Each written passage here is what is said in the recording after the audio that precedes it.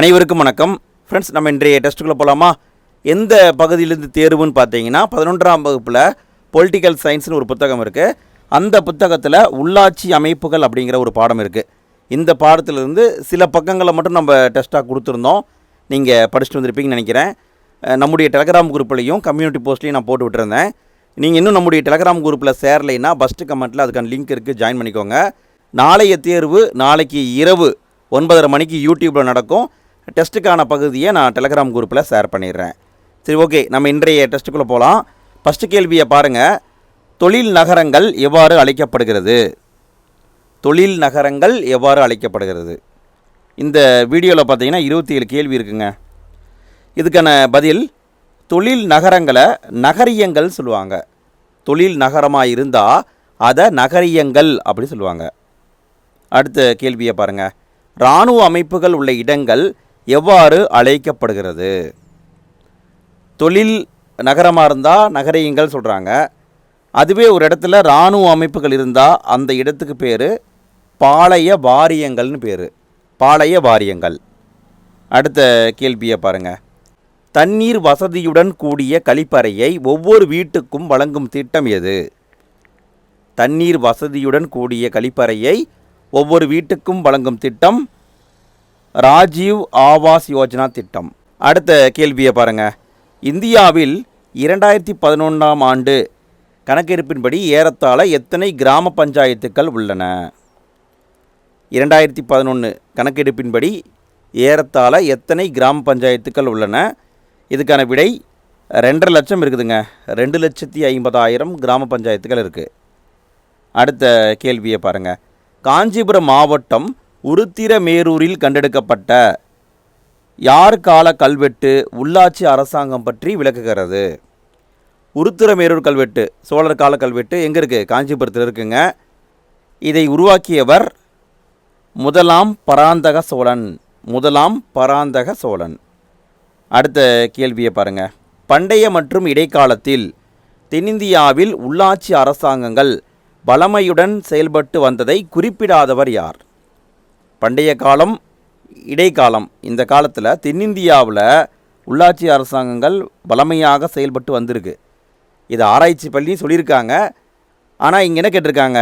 யார் சொல்லலை அப்படின்னு கேட்டிருக்காங்க. இதுக்கான பதில் சர் சார்லஸ் மெட்கேஃப் வந்து சொல்லியிருப்பார். சர் ஜார்ஜ் பேட்வுட் சொல்லியிருப்பார். எல்பின்ஸ்டோன் சொல்லியிருப்பாங்க. கால்டுவெல் வந்து சொல்லியிருக்க மாட்டாங்க. ஸோ இதுதான் தவறு. அடுத்த கேள்வியை பாருங்கள். ரிப்பன் பிரபு உள்ளாட்சி தீர்மானத்தை கொண்டு வந்த ஆண்டு எது? ரிப்பன் பிரபு உள்ளாட்சி தீர்மானத்தை கொண்டு வந்தார். எப்போ கொண்டு வந்தார்? இதுக்கான பதில் 1882. 1882. அடுத்த கேள்வியை பாருங்கள். மாகாணங்களில் இரட்டை ஆட்சியை அறிமுகப்படுத்திய சட்டம் என்ன? மாகாணங்களில் இரட்டை ஆட்சியை அறிமுகப்படுத்திய சட்டம் இந்திய அரசு சட்டம் 1919ங்க. இந்திய அரசு சட்டம் 1919. அடுத்த கேள்வியை பாருங்கள். சுதந்திர இந்தியாவுக்கான காந்திய அரசமைப்பு தொடர்பான ஒரு திட்ட வரைபடத்தை தயாரித்தவர் யார்? சுதந்திர இந்தியாவுக்கான காந்திய அரசமைப்பு தொடர்பான ஒரு திட்ட வரைபடம், இதை தயாரித்தவர் சர்மா நாராயணன். சர்மா நாராயணன். அடுத்த கேள்வியை பாருங்கள். அரசு கிராம பஞ்சாயத்துக்களை ஏற்படுத்த நடவடிக்கை எடுக்க வேண்டும்.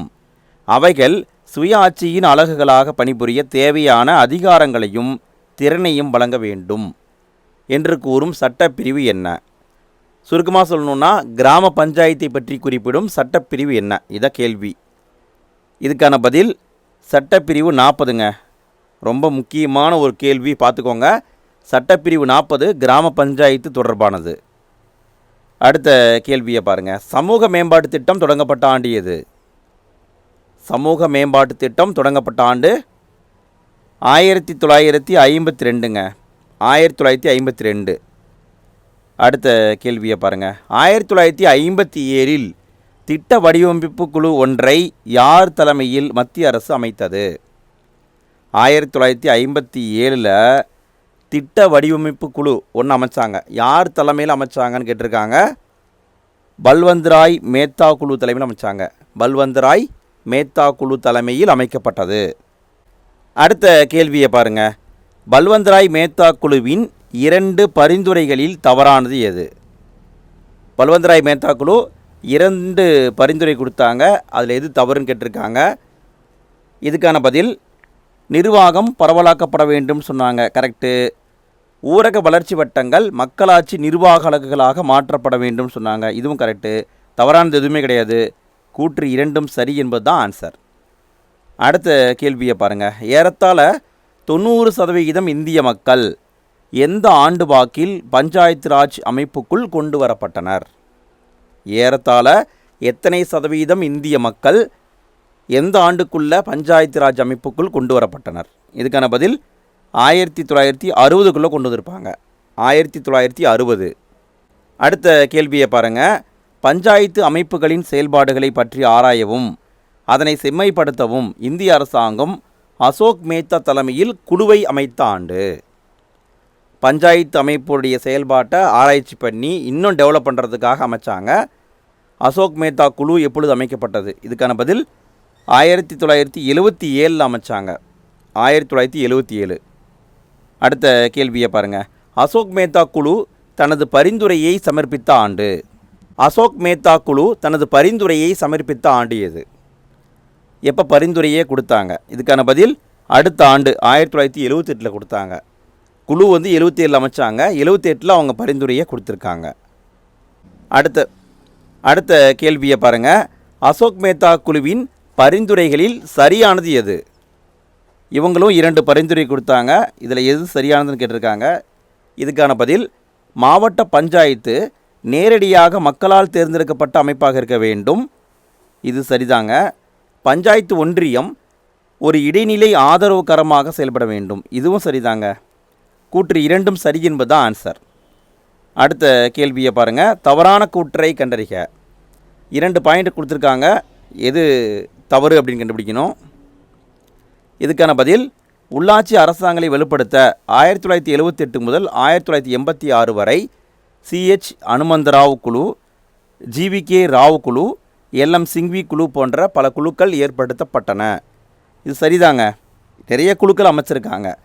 2வது பாயிண்ட்டு, இவையாவுமே அசோக் மேத்தா குழுவின் பரிந்துரைகளில் பெரும் மாற்றங்களை பரிந்துரைத்தன, இந்த பாயிண்ட்டு தவறு.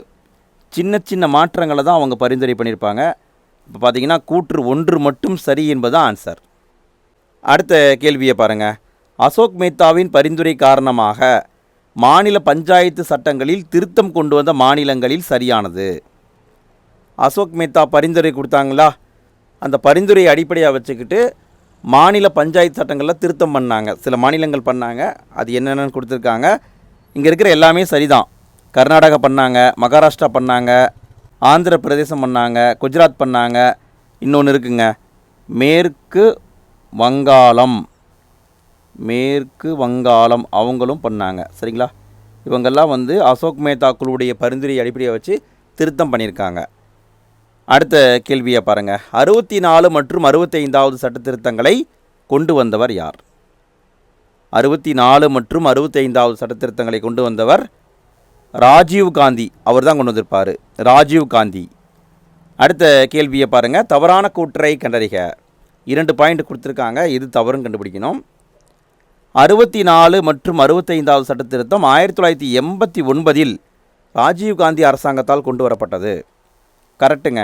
ராஜீவ் காந்தி அவர் தான் கொண்டு வந்திருக்காரு, 1989 கொண்டு வந்திருக்காரு. 2வது பாயிண்ட், இது மக்களவையில் நிறைவேற்றப்படவில்லை என்பது தவறு.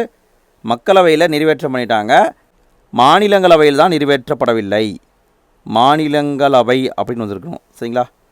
மாநிலங்களவையில் தான் நிறைவேற்றம் செய்யலை. ஸோ இங்கே பார்த்தீங்கன்னா கூற்று 1 மட்டும் சரி. அடுத்த கேள்வியை பாருங்கள். 73 மற்றும் 74வது சட்ட திருத்த மசோதா நாடாளுமன்றத்தில் அறிமுகப்படுத்தப்பட்ட ஆண்டு. 73 மற்றும் 74வது சட்ட திருத்த மசோதா நாடாளுமன்றத்தில் அறிமுகப்படுத்தப்பட்ட ஆண்டு 1992 அறிமுகப்படுத்தியிருப்பாங்க. அடுத்த கேள்வியை பாருங்கள். 73 மற்றும் 74வது சட்ட திருத்த மசோதா நாடாளுமன்றத்தில் 2 அவைகளிலும் நிறைவேற்றப்பட்ட ஆண்டு. 2 அவையிலையும் நிறைவேற்றம் பண்ணாங்க. எப்போ நிறைவேற்றம் பண்ணாங்க? அறிமுகப்படுத்தினது 1992, நிறைவேற்றம் செஞ்சது அடுத்த வருஷம் 1993 நிறைவேற்றம் பண்ணியிருப்பாங்க. அடுத்த கேள்வியை பாருங்கள். 73 மற்றும் 74வது சட்ட திருத்தத்தின் மூலம் இந்திய அரசியலமைப்பில் சேர்க்கப்பட்ட பகுதி என்ன? 73 மற்றும் 74வது சட்ட திருத்தத்தின் மூலம் இந்திய அரசியலமைப்பில் சேர்க்கப்பட்ட பகுதி 9 மற்றும் 9A இந்த இரண்டையும் சேர்த்துனாங்க. நல்லா கவனிங்க, 9வது பகுதி மற்றும் 9A இந்த இரண்டையும் சேர்த்துனாங்க. அடுத்த கேள்வியை பாருங்கள். சரியான கூற்றை கண்டறிக. 2 பாயிண்ட் கொடுத்துருக்காங்க, எது சரின்னு கண்டுபிடிக்கணும்.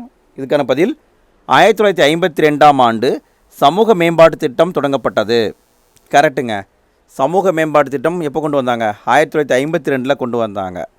2வது பாயிண்ட்டு, இதன் முக்கிய நோக்கம் மக்களின் கூட்டு முயற்சியின் மூலம் கிராமங்களின் சமூக பொருளாதார மாற்றத்தை உறுதி செய்வதாகும். இதுவும் சரிதாங்க.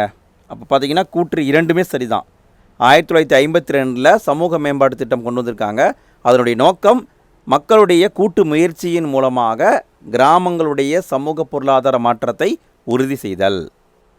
அடுத்த கேள்வியை பாருங்கள். சரியான கூற்றை கண்டறிக. இங்கேயும் 2 பாயிண்ட் கொடுத்துருக்காங்க, எது சரின்னு சொல்லணும். இதுக்கான பதில் 1952ஆம் ஆண்டு சமூக மேம்பாட்டு திட்டம் கொண்டு வந்தாங்களா, அதுக்கு பின்னாடி தேசிய விரிவாக்க பணியாக பல்வேறு ஊரக பகுதிகளுக்கு விரிவாக்கம் செய்யப்பட்டது. இது கரெக்டுங்க. இந்த திட்டமானது ஆரம்பத்தில் பார்த்திங்கன்னா சமூக மேம்பாட்டு திட்டம்னு கொண்டு வந்தாங்க. பின்னாடி அதை தேசிய விரிவாக்க பணியாக பல்வேறு ஊரக பகுதிகளுக்கும் விரிவாக்கம் பண்ணாங்க. கரெக்டு. அடுத்து பாயிண்ட் பாருங்கள். அறிவியல் மற்றும் தொழில்நுட்ப அறிவை விவசாயம், கால்நடை வளர்ப்பு மற்றும் ஊரக கைவினை தொழில்களில் புகுத்துவது இது நோக்கமாக இருந்தது. இதுவும் சரிதாங்க. அப்போ இங்கே பார்த்தீங்கன்னா கூற்று இரண்டும் சரி என்பது ஆன்சர். அடுத்த கேள்வியை பாருங்கள். எத்தனையாவது 5ஆண்டு திட்ட காலத்தில் கிராம பஞ்சாயத்துக்கள் அமைப்பு ரீதியாக உயர்நிலைகளில் உள்ள மக்கள் நிர்வாக அமைப்புடன் இணைக்கப்பட வேண்டும் என பரிந்துரைக்கப்பட்டது? எந்த 5ஆண்டு திட்டத்தில் கிராம பஞ்சாயத்து அமைப்புகளை அமைப்பு ரீதியாக உயர் நிலையில் இருக்கிற மக்கள் நிர்வாக அமைப்போடு இணைக்கணும் அப்படின்னு பரிந்துரை கொடுத்தாங்க? இதுக்கான பதில் 2வது 5ஆண்டு திட்ட காலங்க. 2வது 5ஆண்டு திட்ட காலம். அவ்வளோதான் ஃப்ரெண்ட்ஸ், நம்ம இன்றைய டெஸ்ட் வீடியோ முடிச்சுக்கிறோம். 27 கேள்வியை நம்ம பார்த்துட்டோம். இந்த 27 கேள்வியில் உங்களுக்கு எத்தனை கேள்விக்கு ஆன்சர் தெரிஞ்சது அப்படிங்கிறத மறக்காமல் கமெண்ட்டில் பதிவிடுங்க. ஃப்ரெண்ட்ஸ், நம்ம நாளைக்கு தேர்வுக்கான பகுதியை டெலகிராம் குரூப்பில் அனுப்பிடுறேன். நீங்கள் படிச்சுட்டு வந்துடுங்க. டெய்லியுமே நம்ம டெஸ்ட் நடத்திட்டு இருக்கோம். இரவு 9:30 மணிக்கு வந்தீங்கன்னா டெஸ்ட் நடக்கும். நீங்களும் வந்து கலந்துக்கோங்க. இதே மாதிரி நம்ம அடுத்தடுத்த நாட்களில் தொடர்ந்து பார்க்கலாம். சரிங்க ஃப்ரெண்ட்ஸ், அனைவருக்கும் இனி இரவு வணக்கங்கள். நாளைய வீடியோவில் நம்ம மீண்டும் சந்திப்போம். நன்றி.